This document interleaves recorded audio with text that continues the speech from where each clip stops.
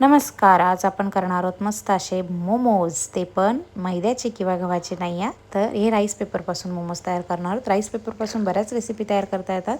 तर इथे आपण तेल टाकून घेतलं आहे, का थोडासा लसूण, आलं आणि मिरची चॉप करून घेतली, कांद्याची पात टाकली, त्याच्यानंतर इथे टाकले गाजर, कोबी आणि सिमला मिरची बारीक चॉप करून टाकलेली आहे. तुम्हाला हव्या त्या भाज्या तुम्ही ॲड करू शकता ह्याच्यामध्ये.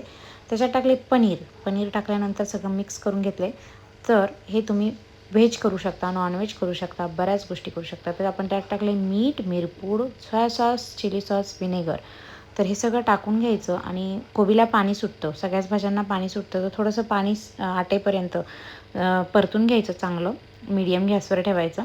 आणि त्याच्यानंतर आपण इथे घेतले, बंद करून टाकायचं गॅस. आणि त्यानंतर इथे घेतले राईस पेपर. तर हे राईस पेपर कुठेही स्टोअरमध्ये तुम्हाला भेटतील किंवा ऑनलाईन मिळतील, ॲमेझॉन, फ्लिपकार्ट, झेप्टो, ब्लिंकिट कुठेही मिळतील.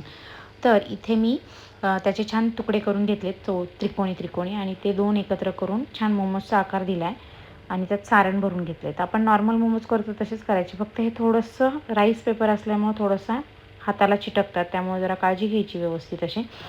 तर इथे आपण ते सगळे भरून घ्यायचं आणि स्टीम करून घ्यायचे 15 ते 20 मिनटं. आपण जसे बाकीचे मोमोज स्टीम करतो तसंच करून घ्यायचे. पण मैद्यापेक्षा राईस पेपरचे मोमोज खूप हेल्दी असतात, गव्हापेक्षा पण हेल्दी असतात. त्यामुळे नक्की करा. ह्याच्यापासून बऱ्याच रेसिपी तयार करता येतात. तुम्ही कमेंट करून सांगा. आपले मोमोज इथं 15 मिनटं वाफवून झालेले आहेत. बघू शकता किती छान झालेले आहेत. तर तुम्ही हे शॅलो फ्राय पण करू शकता. तर शॅलो फ्राय करायला थोडंसं तेल टाकायचं, नॉनस्टिक तव्यावर ठेवा फक्त, कारण चिटकतात ते. तर नॉनस्टिक तव्यावर ठेवल्यानंतर शॅलो फ्राय करा आणि कशी वाटली रेसिपी सांगायला विसरायचं नाही.